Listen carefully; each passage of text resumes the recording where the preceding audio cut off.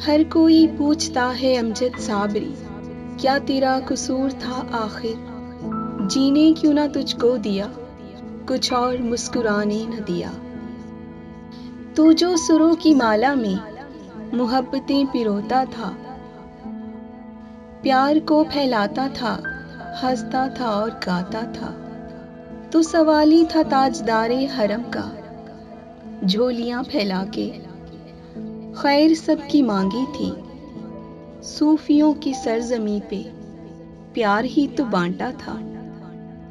तेरा जुर्म था मोहब्बत, तेरा जुर्म था मोहब्बत, मोहब्बत वो नबी की, आले रसूल की और रब के बंदों की।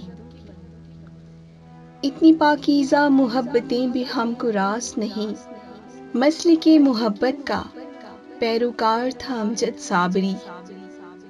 मगर तू क्यों भूल बैठा था मोहब्बतें फैलाना, मुस्कुराए जाना, हंसना और हंसाना।